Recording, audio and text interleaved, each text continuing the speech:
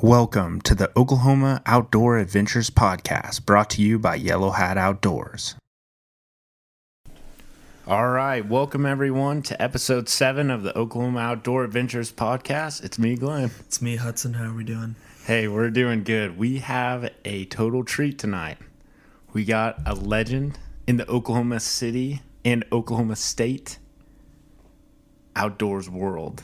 He's been in the industry for a few years, and he's here in studio with us tonight. Our good friend and dad, Tom Adams. How you doing, Dad? Great. Thanks for having me on. Oh, yeah. I like the legendary status. Does that refer to my age or my time in the industry? Both? Yeah, I plead the fifth there. Good call. Hey, so we've been talking a lot about, all the waterfowl hunting. We told the story of your giant deer, which I will say, just mad respect on that one. That was a treat. A treat, and it was a gift for me. No question about it. Yeah, that's what I told Hudson when I was telling the story. I was like, he literally said it turned, and he was like, it literally felt like a gift. Like I had to do it, so. Those deer just appear like a ghost. Sometimes you just blink and you turn, it's like, I heard nothing. Uh-huh. And then, boom, there he is. You just kind of, well, okay. Well, thank you. Yeah, I appreciate it, buddy. I'm going to send you to heaven and enjoy you. Absolutely. Burgers for everybody. That's right. Not elk burgers, just deer burgers. You betcha. I'm in. We, one time our buddy Noah shot an elk, and so he gave us some hamburger meat, some ground elk. And what we decided to do at turkey camp was make some elk burgers. And what we didn't think about was that there was only going to be 4 of us there. We had 2 pounds of meat. So we each had literally like a half or almost, a whole pound of meat each. And we made these burgers that, like, I'm not lying to you, were like probably 1.5 inches thick. Massive. They were huge. And then like we all like tried to eat them. And so like I think my dad and my uncle got most of one down. And then my cousin pushed a whole one down, and I ate a whole one, and I was like, why? I'm kind of still hungry. And so then I ate another half of one, and 10 minutes later, we were all sitting there like, oh, we made a bad mistake. Oh, no. And we were all just laying there just in true agony because of just the pain of all this meat in our bellies. You knew the meat sweats were coming. Oh, yeah. Yeah. It wasn't if, but when. Yep. And let's just say we put a hurting on the septic system the next day. Sure. So it was quite a treat, but... so my dad shot a huge deer this year. And so I guess if you wouldn't mind, just tell us a little bit about, we have you on here because you're an expert. We consider you an expert, in the realm of fly fishing. And that's not something that everyone thinks about when they think about Oklahoma. So share with us just a little bit about maybe how you got into fly fishing and, kind of your background there. Well, in the early years of working at Outdoor Shop in Northwest Oklahoma City backwoods, the decision was made corporately to bring in fly fishing to all the backwoods locations in the Midwest. So each was installed with fly fishing, fly tying equipment, things like that. And the manager at the time asked me, and I was the assistant manager. He said, hey, guess what? You're our new fly fishing guy. I said, that's awesome. I'm a fisherman, but I don't have a clue about fly fishing. So 87, 88, somewhere in that time frame. And over the first couple of years of being opened, I had the opportunity and real, generous guys coming in the door helping me along to learn this. And one particular gentleman, Mark Patton, just came along beside me and said, hey, let's get you up to speed on this stuff. Let me teach you what I know. And he's been incredibly generous of the amount of information over 35 years of learning fly fishing. And so teaching schools with him, doing classes, doing guided trips and things like that over the years has really given me the opportunity to experience some different fly fishing opportunities in different countries, multiple states here in the United States. So the opportunity just to be out there and to see and catch different species of fish on the fly.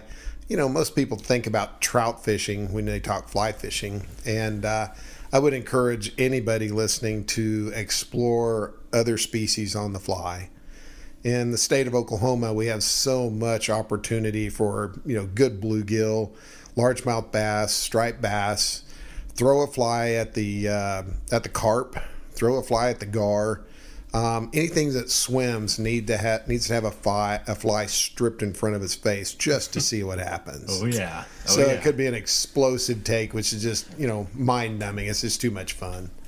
But it's been an interesting journey at 35 years in fly fishing, and getting able to meet a ton of people and a lot of really big personalities in the fly fishing world, fly tying world as well. So I would say, just in general, it's been an amazing journey, and to be able to meet and fish with some of these guys and gals in the industry has been pretty amazing.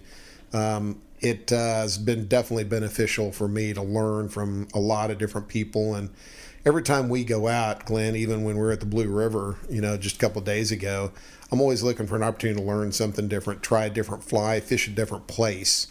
And when we were out on the river, I intentionally took us to some places we had never fished before, just to explore.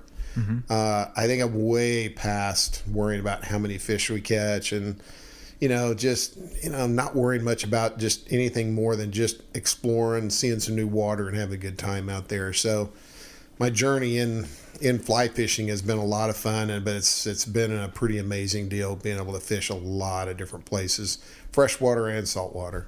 So that's pretty cool. Yeah. I think it's really cool because a lot of times I think about someone who's an expert in a field, they get that expertise from school or from research, that kind of thing. All of your experience and your expertise is purely from hands-on experience and those people that chose to take the time to teach you, to take you out, to show you the ropes. And so that's kind of how I view this, is that I hope that we can hopefully share some information, share a little bit of that wealth of knowledge, in order to make that barrier of entry a little lower. Because this is cool. Like, you don't have to go to college to go fly fishing. You just grab a rod and a reel and a line and a couple flies, and you get out there and get after it. So it's a good time. We could spend a whole 14, I don't even know, 20 hours just talking about some of those really cool trips that you've gone on around the world and stuff, but we're going to keep it local today. Hudson is just kind of starting to get into fly fishing, so I think there's going to be a cool dynamic to offer some of maybe my thoughts as far as, I've been at it a little while. I'm by no means an expert or anything, but I at least know how to cast, and I know the generalities of it. And then Hudson just got a fly rod for Christmas, so welcome. The water's fine. Come on in. Yeah, the Colt is real here. So Hudson's just getting into it, and so now we're kind of diving in. We're starting to think about, hunting season's winding down. We got a little while before turkey. We aren't quite the level of bass fishermen that are out there back and down the snowy boat ramps. So got a little time before the bass gets kicked off, the turkey. And so what better time to explore our state and see some of the most beautiful places in our state, I think, than to do a little trout fishing. So, Dad, what do you do right now in the fly fishing world? Well, right now I'm one of the partners of J.D. Adams and Company in Northwest Oklahoma City, 122nd in May. But really, every morning I open the door, I think about, who's coming in and wanting to learn. Where they're going to ask questions of where to go, equipment, how's it put together, how's it fit together. What's really interesting is that there is some kind of consistency in those questions. People wanting to know about the flies, where they're going fishing, what do I use, how do I set this up? how do I make adjustments in when I'm fishing to get the flies in the appropriate place. So it's interesting to be able to answer those questions over and over and over, which generally leads us at the fly shop to be able to say, I think we need a clinic on that, because it's the same questions over and over. Yeah. So right now with the wintertime fisheries in the state and those wintertime opportunities, there are 2 of them within Oklahoma City here at Edwards Park on the east side of town, and Route 66 Park that's being stocked with trout from December through February. So those are places right in town. So you could go out and use a spinning rod or a fly rod and have an opportunity to catch trout and take them home. Which is cool. I mean, Yeah, absolutely. that's not something that everyone gets to say, where, especially in Oklahoma or the Central Plains, you don't always think about getting to do some trout fishing that close to home. Yeah, I didn't even know that was a thing till just now. I mean, and I don't know, coming into this, I'm a novice, and I'm probably going to be asking a lot of questions that possibly a lot of you listeners might have. And I will say I went into JD Adams' shop a few months ago because I was going to Colorado. And prior to that, I've been bass fishing all my life and just grew up doing it. So I know a lot about bass fishing. So I'll go into a fishing shop and I know what I want to get. I know what, depending on what lake I'm fishing, if I'm going up to Table Rock or something, I know that's going to be clear water, and this time of year they're going to like this certain color or whatever. And so I kind of don't need to go in there and ask a bunch of questions to these guys, because I got a pretty good idea of what I want to do and how I want to approach where I'm going to be fishing. But then going into JD Adams, I was like, I have no clue. I mean, even though Glenn's one of my best buddies, I have a very limited knowledge. And so it was really fascinating, because I was like, I thought I was just going to go in there and I was going to, buy a couple flies and just try them out and see what happens. But I go in there and, before I know it, I develop a pretty good sense of kind of what my tactical approach is going to be to fishing, and how all these different flies work, and all the some of the equipment that we're going to be needing to use. It was just a really cool experience that was different for me in fishing, because I went in not knowing, and I think I just touched the surface of kind of how deep you can get into this, and which I think is really awesome. And I think this applies to a lot of outdoor stuff, but it's easy to get into, but it's hard to master. You can keep going as deep as you want to. And so, yeah, I mean, I think probably here we're just going to keep going a little bit around on the surface, but hopefully we're going to be having more of these and getting deeper and deeper into fly fishing. So Yeah. And that's the thing about this, is that this is not going to be a comprehensive how to fly fish. It's not really a necessary how to fly fish situation. This is going to be kind of surface level as we talk about specifically the Blue River down in southeast Oklahoma, about 2.5 hours southeast of Oklahoma City, about a little less than that coming up from Dallas.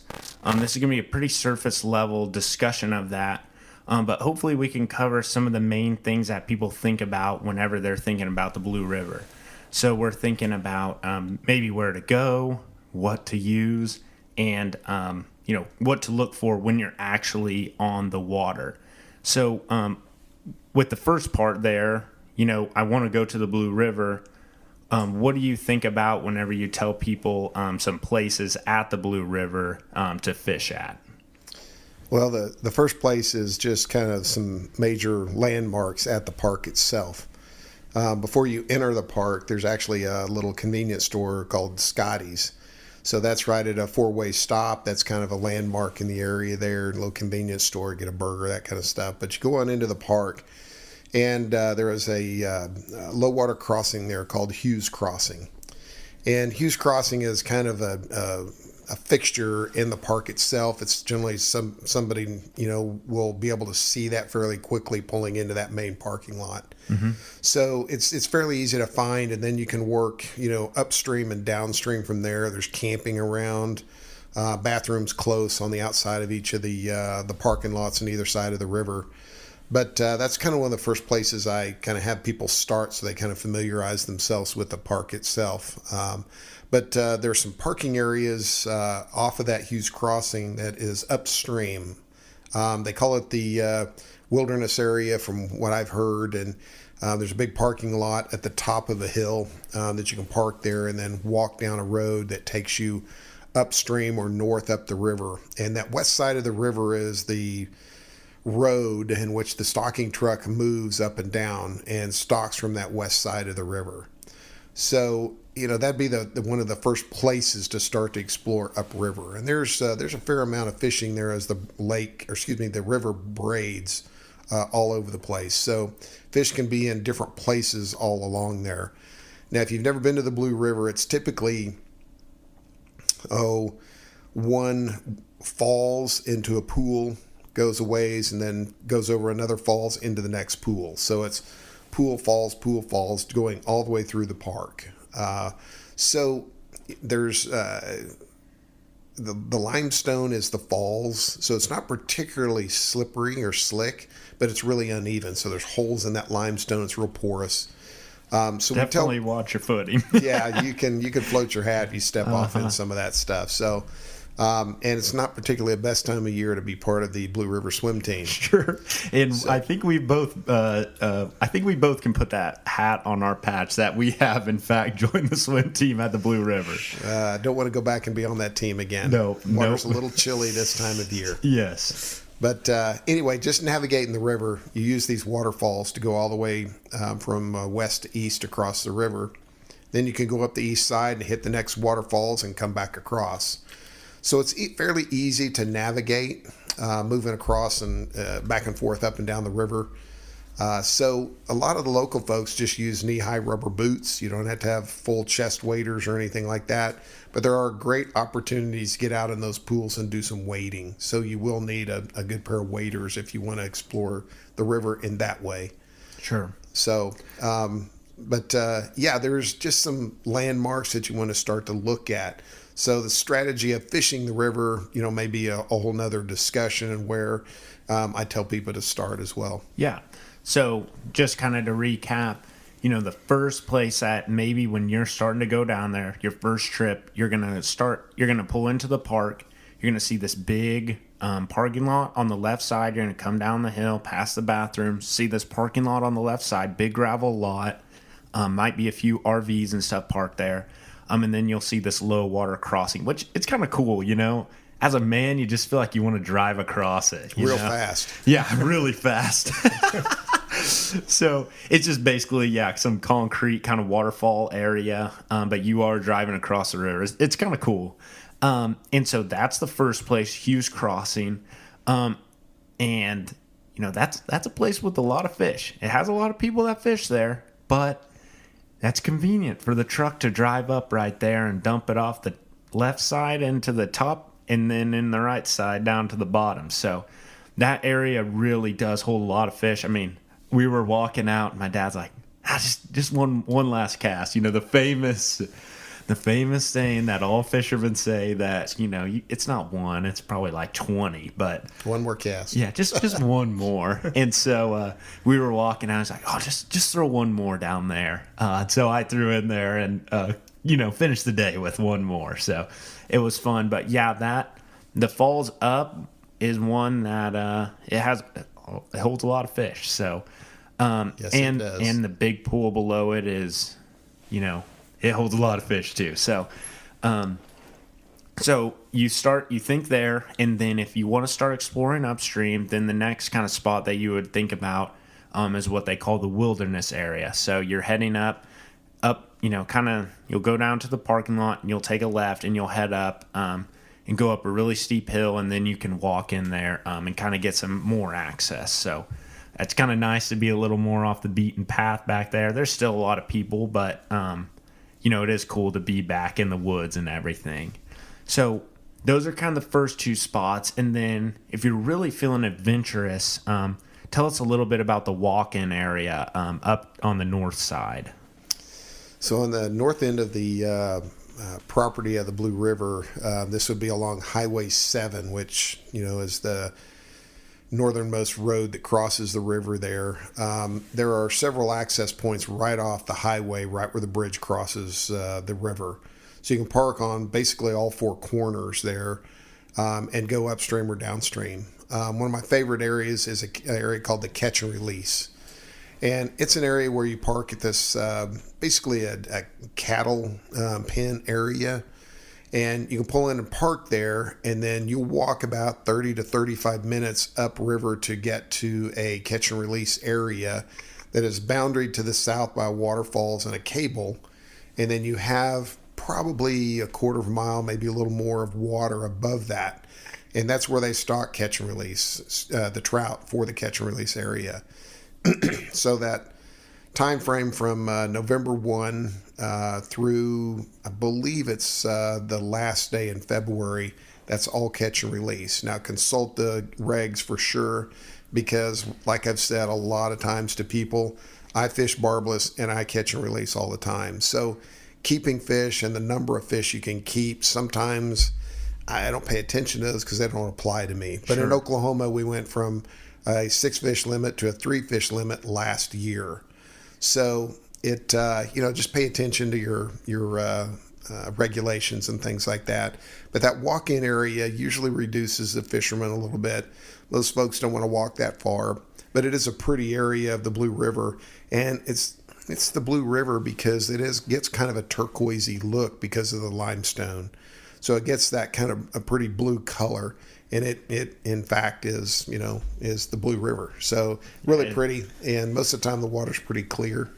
But that area is fun to walk back into, and generally there's plenty of water to spread out and find fish up there. And up there they'll stock a little larger than average trout up there. So I think it's well worth the walk, especially as we get a little later in the year here into March and even April. You can still fish the Blue River for trout way into May. The water temperature just needs to be below 70 degrees, and the trout are just fine in that water. Yeah, which that's cool.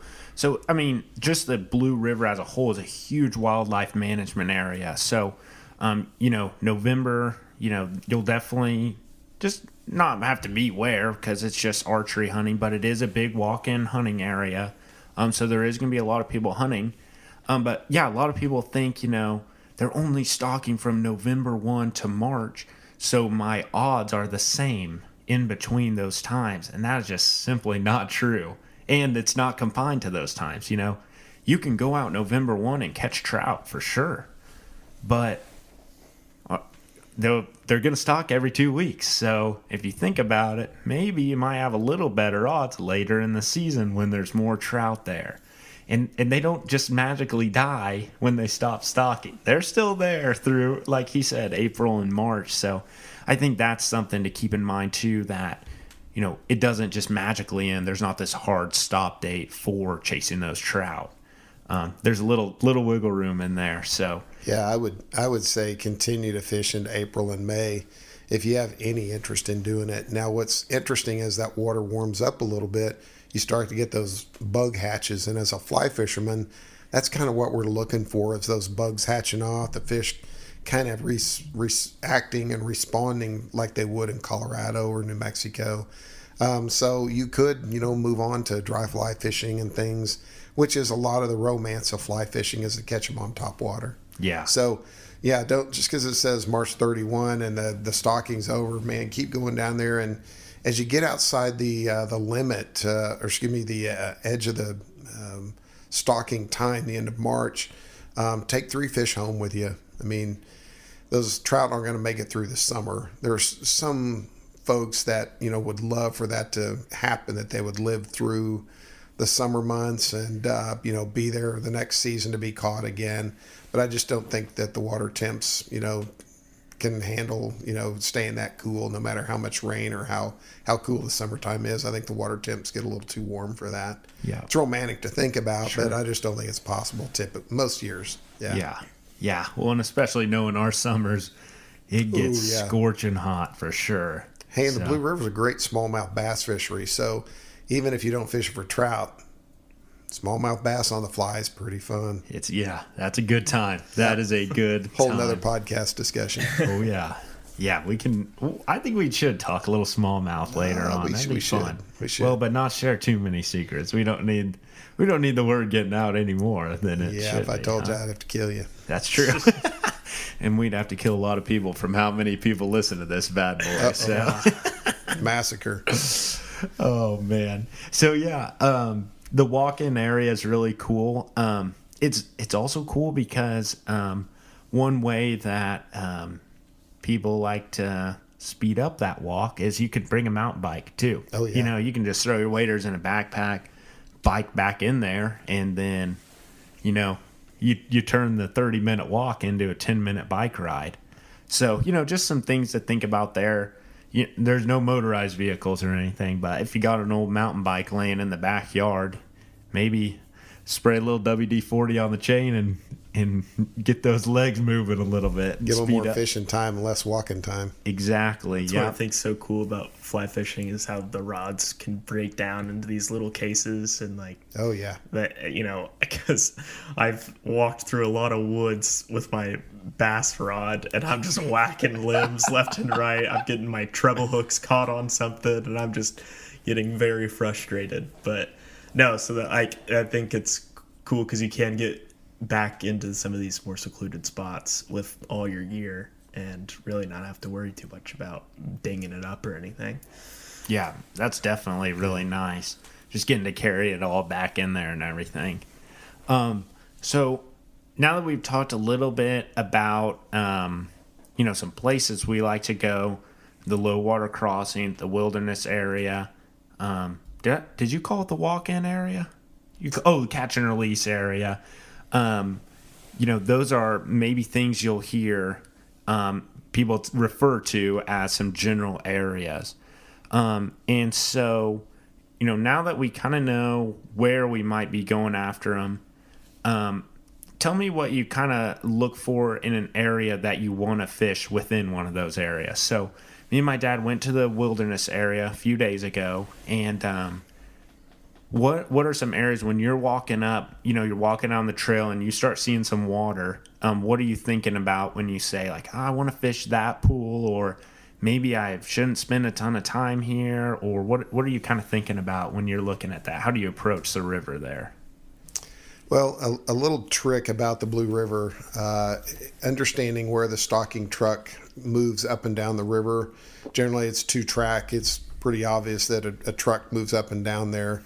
But you also look for the areas where there are garbage cans, and the garbage cans typically get moved around a little bit, and the stocking truck can move to those garbage cans because lots of times they're set by the local fisheries tech that's on staff there at Blue River. And he'll move them from place to place so that the stocking gets spread out. So you start looking, so this pool on the west side of the river is stocked.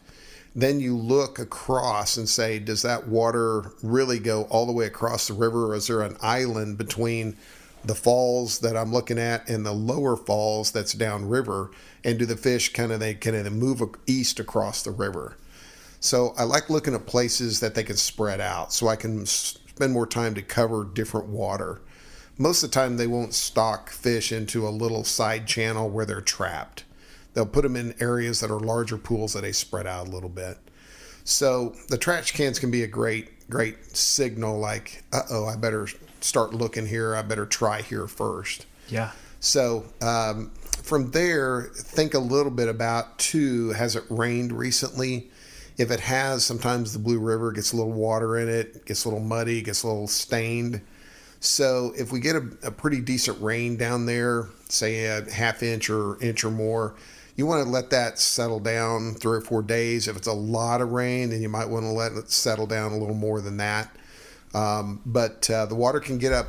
It can get up high. I've walked along the trail and looked above me and seen logs up in the trees going, wow, the water gets that high. Oh yeah, I can get up there.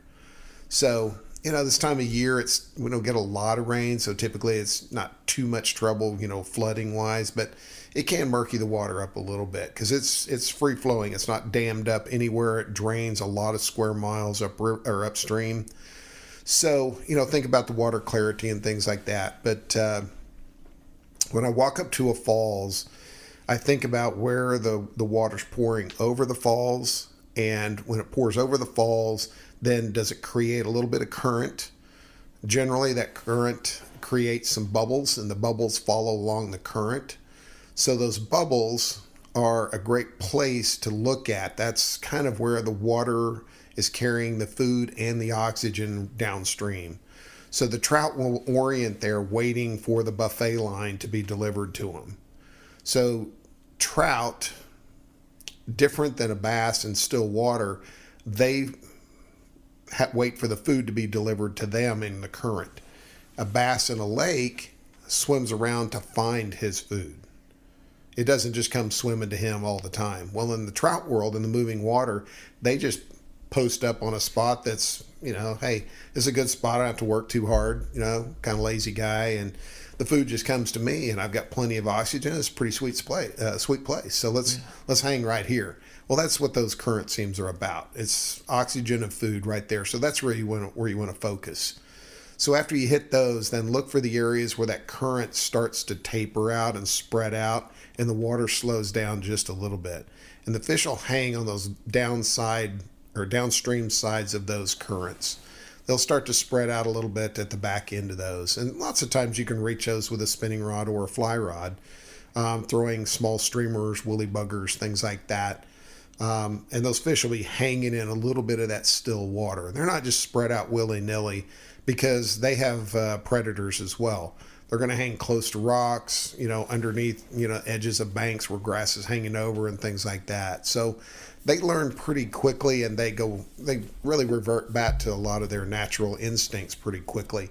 They have to learn to eat once they come out of the stocking truck pretty fast, or they're dead. So they'll eat a lot of different things. They'll, probably eat things that really more vegetable matter than really protein matter until they figure it out. Yeah. So, yeah. But that's the kind of things I look for at the Blue River is find those current seams, find that moving water, and fish right at the base of the falls as those currents move out. And then right as the water gets ready to pour over the next falls downstream, fish just above that because the food has to continue moving downriver. And just before they go over the falls is another focal point for the food to come be delivered to them. So they're like anybody else. Let's go where the food is, you know. Let's go to the buffet line, the Golden Corral. I mean, wherever you're going to go to, get fed or sit in line at Chick-fil-A. Yeah, and, I just did that, and it was delicious.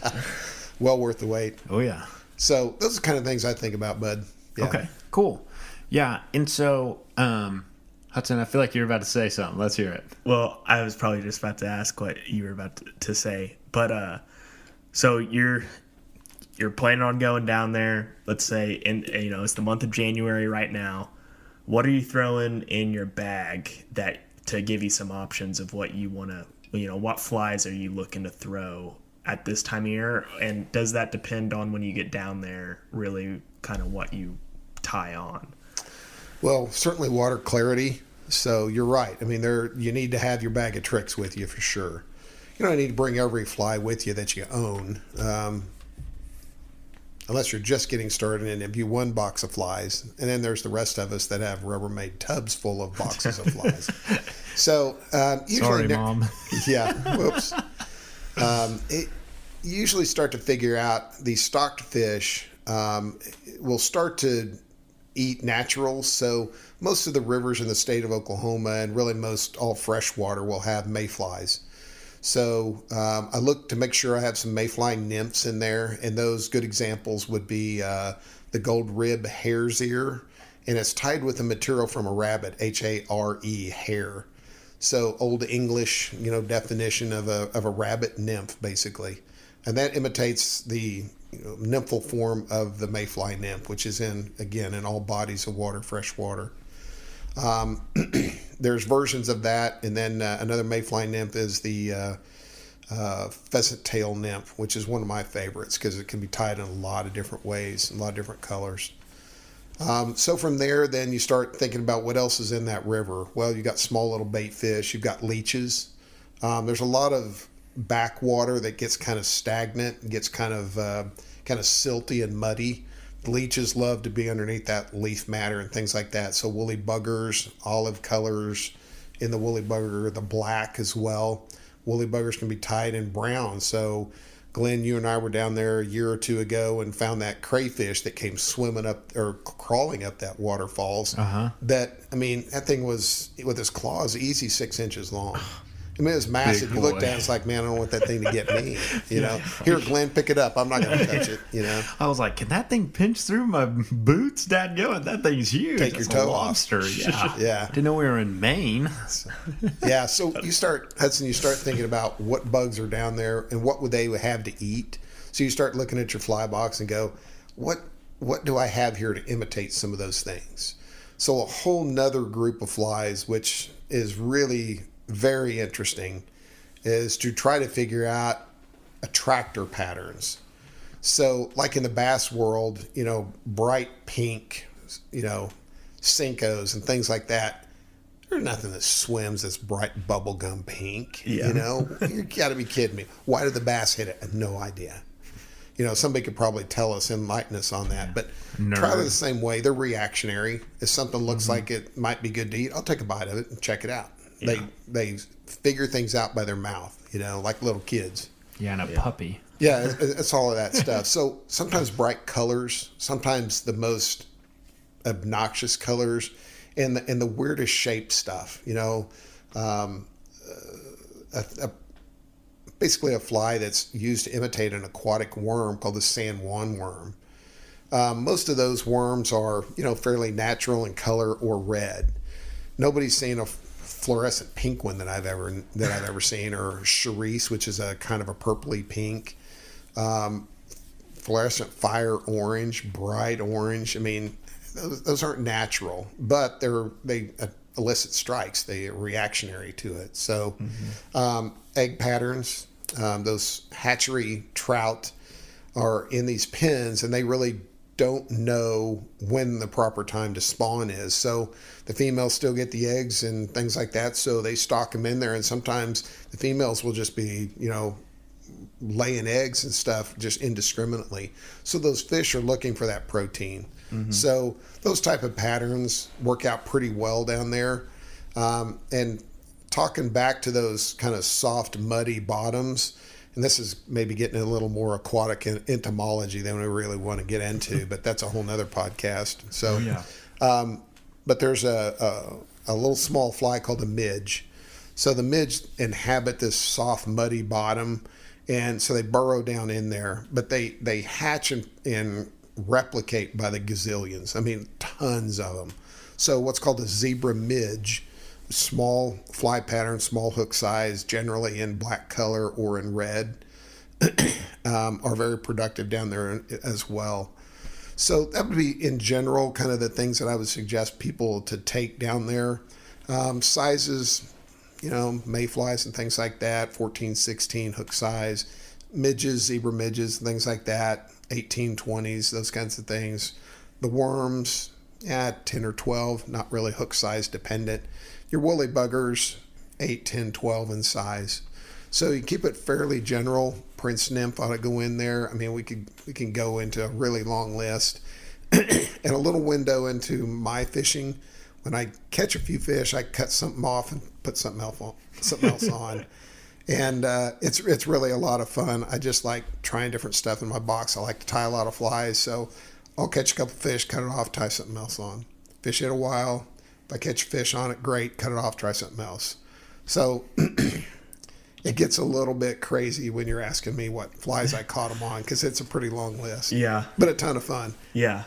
I literally think we caught fish on almost double-digit amount of different flies last time, because, you know, like I think it's pretty safe to say, you know, you can usually you're fishing 2 flies at a time, and so in my mind, where I usually start in Oklahoma and stuff is either an egg or a worm on top, and then usually a midge on the bottom.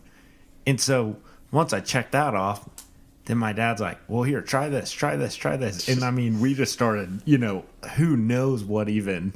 I'm like, I've never even seen this before. Like, what is this You don't thing? even know He's what like, you're throwing. but it's still catching fish. So that's totally, my dad's totally one of those guys that like, well, I'm just here to see what they're not biting. So Amen to that. and Yep.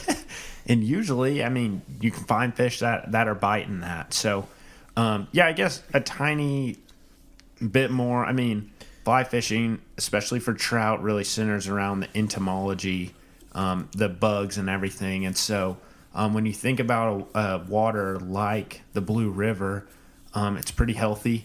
It's not super muddy. It's really clear, oxygenated. So it's more likely to have like those mayflies and the good, there's bugs that indicate good water quality. Mayflies are one of them. And as you get into castflies and stoneflies, those indicate even better water quality. But midges are often found in those slower areas and in almost all waters. So they're the fly larvae. And so that's always, a good one. And there's worms everywhere, and so even those some bug larva looks like worms, so it's all over the place. So yeah, I guess I feel like that gives you a decent idea of kind of what you're thinking about whenever you start thinking of what flies maybe should I bring. I wish I had that problem bass fishing, trying to figure out what the fish weren't biting while I was bass fishing. But I usually spend the time of I'm on my 10th lure and haven't had a bite yet. I'm just praying at that point. I got on the bright pink Cinco at the very end, just trying anything to get some fish's attention. You keep going to that 5th and 6th secret weapon that you have. Yeah. I did have a guy in high school swear he caught a 10-pounder on a pink fluke and a Jeff Gordon rod in a farm pond once. I still don't quite believe that one, but yeah, anything can happen in those farm ponds, though. That's right. Yeah. That's right. So you're chasing them with a lot of mayfly patterns. You mentioned the pheasant tail, prince nymph, hare's ear, all that stuff. We're looking for those bubble lines. We're looking for those areas that maybe the trash cans are near and that the truck can get to, because, these fish are not really like the salmon you see in Alaska where the bear is catching them on the waterfall. They're probably not trying to jump over a waterfall, and odds are they're not going to really get pushed over the waterfall too often. Maybe someone will throw one over here and there. But, it is really crazy. You mentioned don't overlook right above the waterfalls. Yeah. Mm-hmm. And so I think I caught a couple yesterday doing that. Usually I fish a spot for a few minutes, catch a couple, and then I'm like, all right, Dad, you're at bat, so why don't you cast a few times? And then if I'm not yapping my trap next to him, then I'll just cast, above. And it's kind of hilarious how often you catch fish there. There's a place in northwest Arkansas in the North Fork River called Dry Run Creek. It's magical. I talk about it all the time with Hudson. I'm like, you gotta go there. So it's 16 and under, and handicap accessible. So if you have some sort of disability in that regard, or you're a young kid, you can go fish. And so growing up, my dad took me there, a couple times a year almost, because it is such a special place that you can't replicate anywhere else. And that's one thing I learned there really clearly was how many stinking fish are above the waterfall. Mm-hmm. You always think about, below the waterfall, fishing that bubble line, but they stack up right above it for sure, because like you said, the food concentrates there. So I think that's really important thing to think about. So, well, and as fly fishermen, like you said, Glenn, we turn into amateur entomologists and also amateur hydrologists. You got to think about where a trout can sit and not expend energy. So, like a salesman, he can't expend more energy than he takes in, or he's out of business. So, if the food and the oxygen is there, there's no reason for him to swim off and go find someplace else. They only leave when those things disappear. They got to have the cover, the protection, the oxygen, and the food. Once they've got those three things, they're going to be right there. There's no reason for them to go swim someplace else. So that's what you have is those three things. So that being said, because speaking from my experience bass fishing, sometimes you can get some bass stacked up on a log or something. If you catch a trout in a river or stream or whatever, how many times are you throwing back to that spot immediately? Like, are you thinking there's almost certainly more trout sitting where that trout just was? Absolutely. Okay. There's a reason why that trout was there. He had protection, he had food, he had oxygen, or all three. So absolutely, go back in there again. Unless you can clearly see where there's no place else for anything to be. I'm of the opinion, keep putting a fly in there until they turn off. Usually after you hook a few fish, they kind of stir the pot up a little bit. Mm-hmm. Maybe you fish down a couple more waterfalls, then come back. If you think that's a good spot, come back and hit it again, let it rest 10, 15 minutes. In that moving water, the fish have to continue to eat. They're always expending energy. They're not just hanging out. They're fighting the current. Their tail's wiggling all the time. They have to keep taking in groceries, or like I said, they're out of business. So they got to continue to eat. Yeah.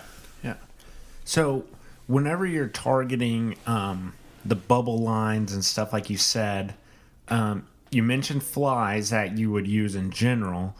So if you're fishing those bubble lines, are you leaning more towards the woolly bugger side of the house, throwing a streamer pattern, or are you leaning more towards the nymph side, so those larval stages of the bugs, the mayflies, the midges, worms, and eggs that we kind of talked about?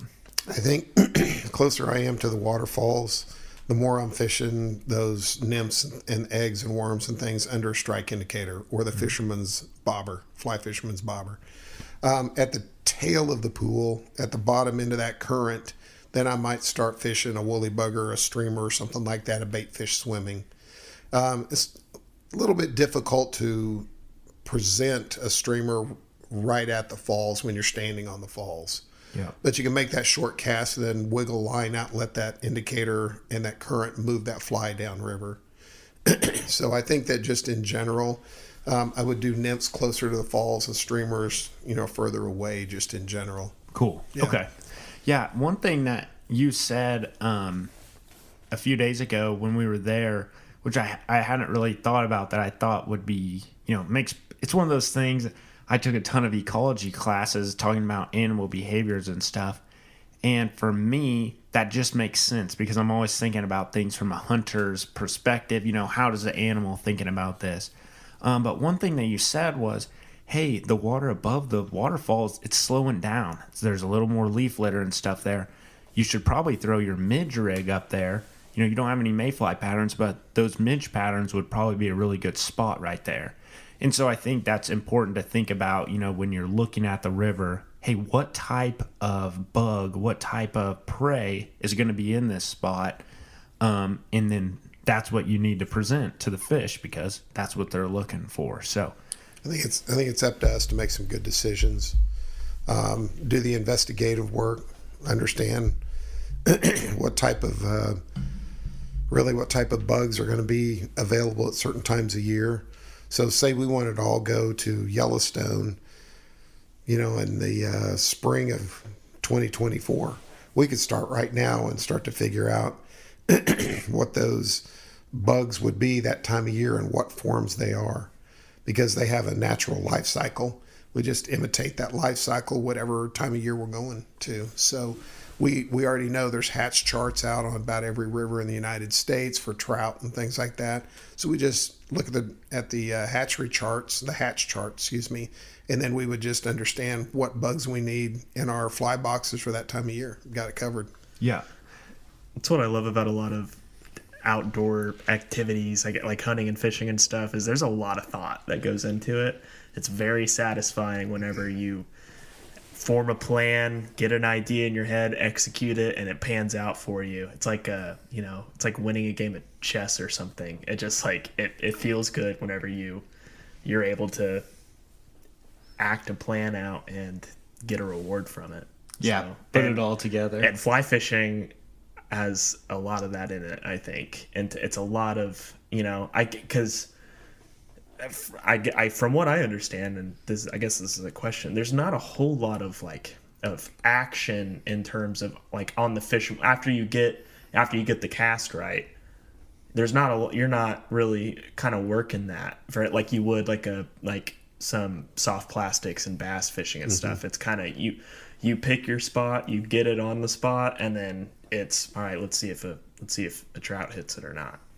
Well, you want to present nymphs and things like that in a drag-free drift because they're naturally crawling along the bottom of the river. Excuse me. And when they're being eaten by the trout, they have lost their grip on the rock and they're just tumbling down the creek or the river. So you want to naturally present that with the flow and the speed and the current of the river.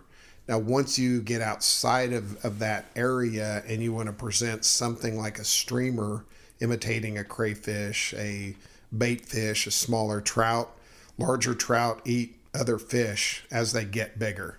So they're looking for a larger meal. So those types of flies you twitch and strip and impart action to. So that's really what defines something as a streamer, with you imparting and moving action. Okay. So yes, I mean that twitch, that jerk, that strip pause, wounded bait fish, anything like that, something fleeing, trying to get away. Yeah. There are those approaches in fly fishing, and what makes fly fishing uniquely different is that the floating fly line that we cast on the fly rods, once that fly line hits the water, we can manipulate the fly by moving the fly line wherever we want. We can flip it upstream, downstream. We can flip it away from us and make the fly flee away from us. So that's what's different in fly fishing on moving water, is that once the cast is made, then we have a whole lot of options that we have at that point. Spin fishing, we make the cast and all we can do is retrieve it. Yeah. We can put some action into it by twitching it and things like that.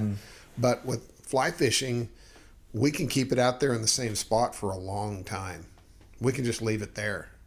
By a few casts, even in moving water, we can keep that fly in position there in a certain part of the river till the fish comes along to it, or it gets deep enough, and then we can let the action of the river take it downstream. So that's unique in fly fishing versus spin fishing. Yeah. It's pretty dope, huh? It is. I'm excited to get back out and do some with my new one that I got for Christmas. Is it's got a reel on it, so we're just gonna kind of figure that out a little bit with my setup. But I am excited. I'm gonna mess around with it I haven't messed around with it yet in my backyard because I got it, and then the next 4 days were gale force winds. Pretty dang cold. Yeah, and freezing. So I was like, I'm just gonna wait a week, and then I'll go out in the backyard and mess around with my casting motion and stuff. Well, and remember that you don't have to cast very far.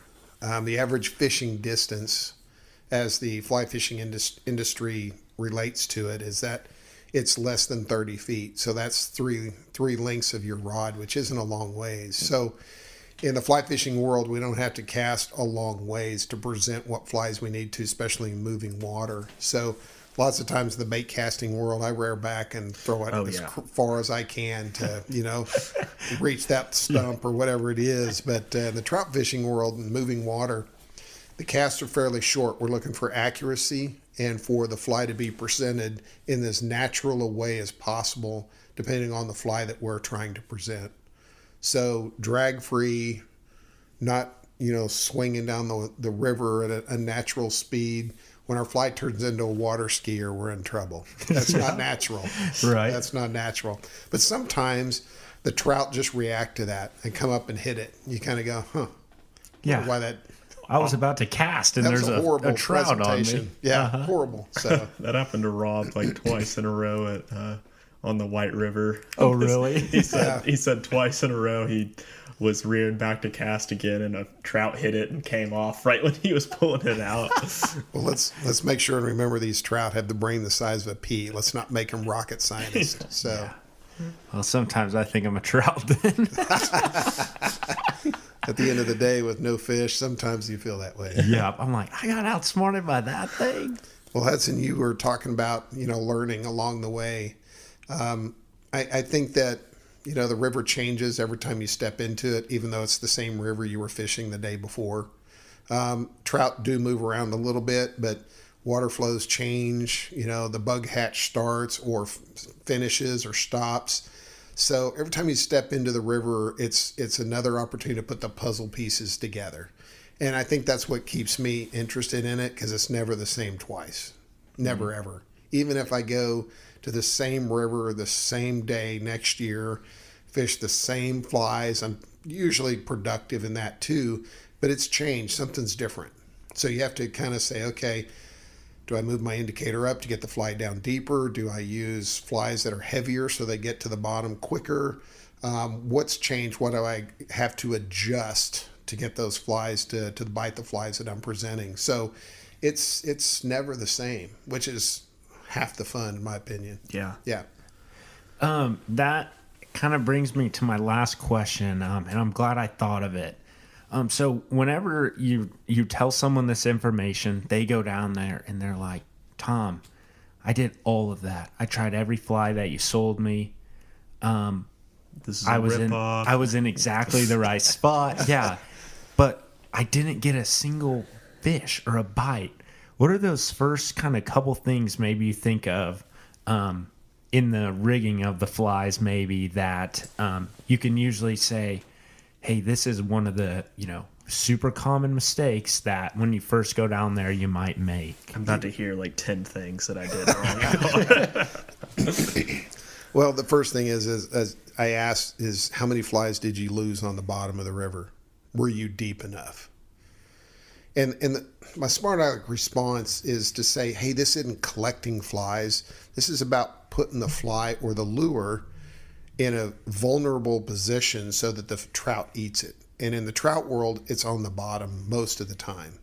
The trout don't swim in the middle of the water column. They're either at the top or 99% of the time at the bottom.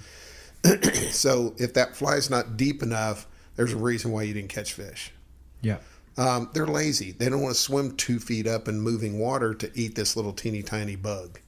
So you got to get it down to them. So lots of times it's, did you get deep enough? Did you have enough split shot? Did you have your indicator moved up far enough where your flies will sink deeper? That's usually the thing that you start with is, are you deep enough? You're going to lose a few flies. That's part of the game. Yeah. But if that fly is not deep enough, you're just not going to be in the game. The fish won't move up to get them. Yeah. They're rarely in a feeding frenzy enough where that's important enough for them to leave that protection, that oxygen source, that food delivery source to swim someplace else to eat something. Yeah. It's too much work, way too much work. Yeah. So get deep enough, and then take the time to adjust those indicators. So quick war story. I fish with some guys, and they get all rigged up at the parking lot. Everything's rigged, set, weight, strike indicator, everything's ready. Walk down to the river. You're with them fishing, and they catch one or two, and then, oh, look, it's time for lunch. Go back to the parking lot, have lunch, kind of regroup, see what everybody's caught, what'd you catch them on, things like that. And there's always a few guys that's like, how many did you catch? 10 or 12. What'd you catch? Oh, I got 15. Hey, how many did you catch? 2. And you look, and the rig is the same as they left the parking lot. They didn't change anything. Didn't change depth, didn't change weight, didn't change flies. So you're just going to say you've got to do some things different. Now, the game is learning how and why and when to make those adjustments. So sometimes in new situations, I make adjustments just to see if I'm more productive or less productive. I want to understand the why behind it. So for me, it's always that game of finding new water, like you and I did on the Blue a couple days ago. We just went and fished some different stuff, fishing different flies. I look at a fly box as a football team, and coach needs to put everybody in. At some point throughout the game, everybody needs a chance to play. So I look at the box of flies that I spend hours tying in the winter months and things like that because I like making them. But, those flies need to be presented different ways at different depths, and be confident enough to try some different things. Don't do the same thing over and over with the same outcome. That's a signal that you need to do something different. Yep. So usually, Glenn, to answer your question, first and foremost is getting deep enough. Yeah. Whether it's weight or adjusting a strike indicator, in my opinion, presentation trumps fly selection. Mm-hmm. Presentation is the most important. I think fish, especially in the Blue River, that are stocked in there out of a hatchery, they're opportunists. Yeah. You put something close to their face, they're going to go over and give it a try. So it's rarely for me a game of, oh, this fly is the silver bullet. When I get into a spot where they're just whacking one fish after another and we don't have to move 2 feet to get another fish, that's when I start cutting flies off and trying all kinds of things to prove to myself, hey, they're opportunists. They're going to eat about anything within reason. Sure. Within reason. That comes past them. Now, they may prefer one color or silhouette or something different subtly, but you can prove to yourself fairly quickly when you can take, fish out of that same pool on 5 different flies to say, okay, they're feeding here. It's this fly is getting eaten. This fly is good. This one is just fine too. So just prove to yourself it's not one fly. Yeah. And I'm not a guy that, like I said, counts fish. After I get past 5 fingers, I'm kind of done. I don't worry about how many fish I've caught in a day. Yeah. And sometimes there's trips where I didn't have to count all 5 fingers. Yeah. So, that Those happens. are the ones with me. That happens. So, but it's all good. Those are the first things I suggest to people in making adjustments. It's not time to buy a different fly. It's time to make a better presentation. Yeah. Better your cast, understand the current speeds and things like that, what's happening to your fly underwater. Those kind of things make you more productive for sure. Yeah. Yeah.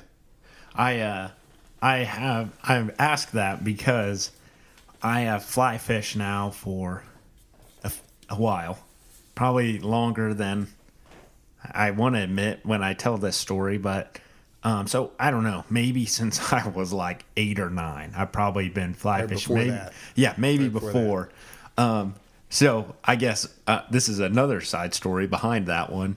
Is we were at Dry Run Creek, and I was pretty young because my brother's 5 years older than me, and he was below 16. So let's say I'm 8 or 9, and I'm walking and, working at an outdoor shop. Maybe you're not making the most money, but you get some perks on gear. And so I'm a little bit of a spoiled brat when it comes to having fly fishing gear. I've always had my hands on some nice rods through the years. So we were fishing at Dry Run Creek, and I know in the back of my mind, like, yeah, my dad has pretty nice rod and reel here. I'm going to be careful with it, but he's very good about saying, it's a tool. You're there to fish.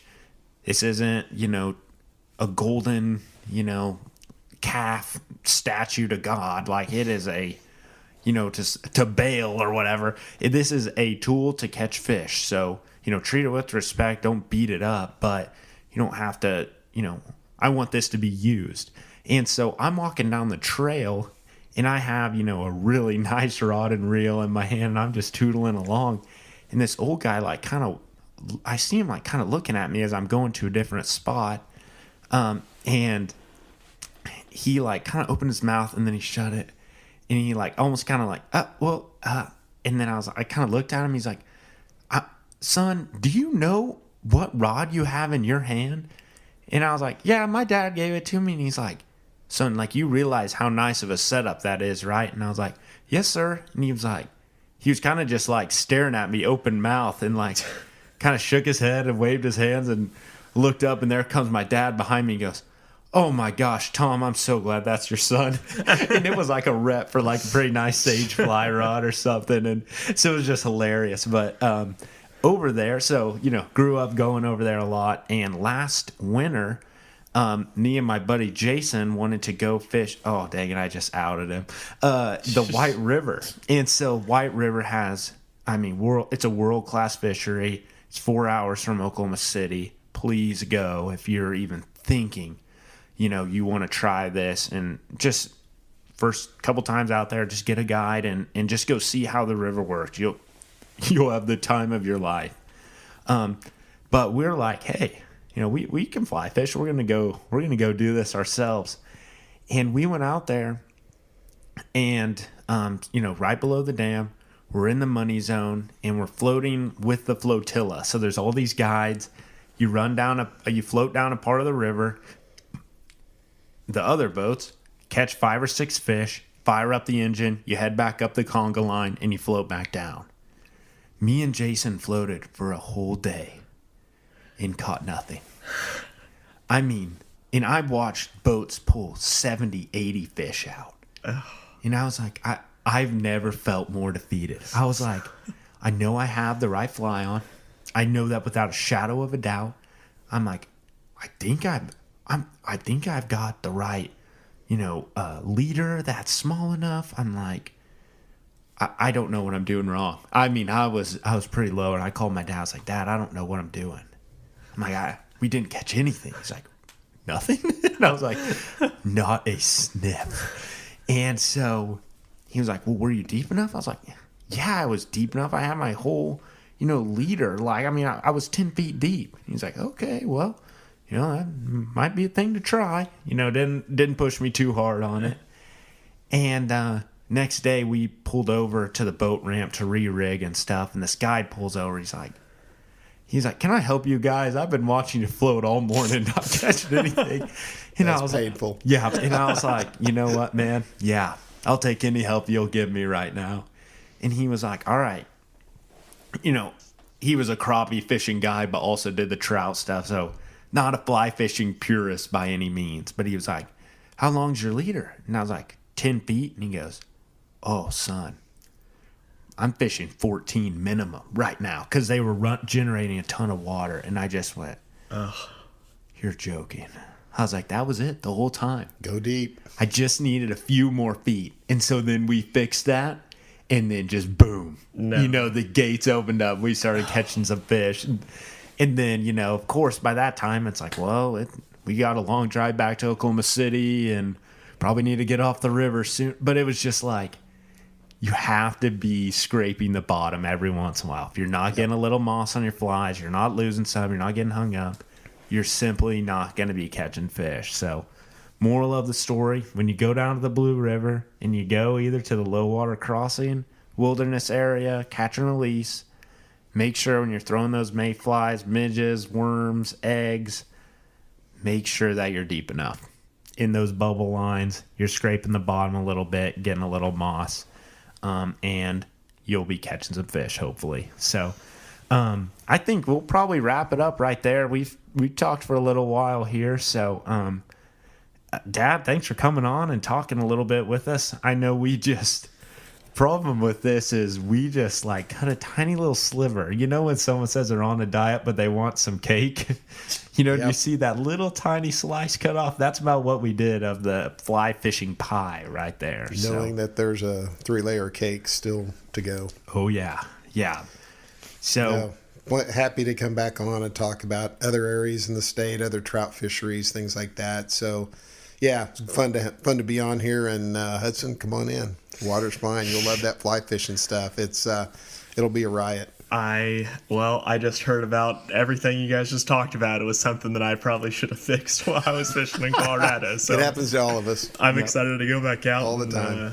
Make sure, because I didn't lose a fly the entire time. So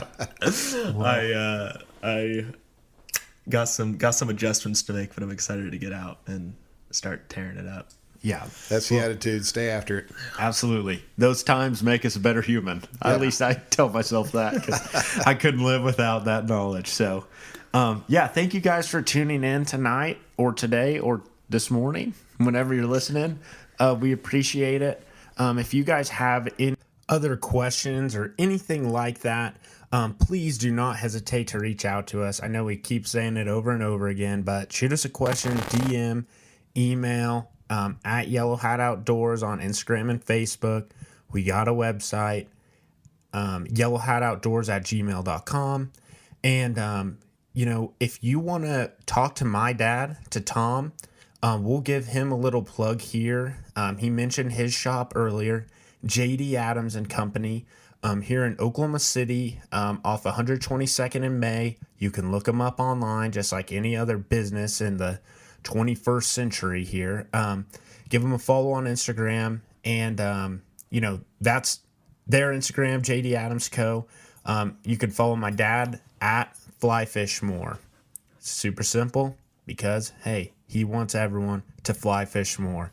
All right, everybody, thank you so much for tuning in today, and we'll catch you next week, next Tuesday. Hey, you know the drill now. Peace.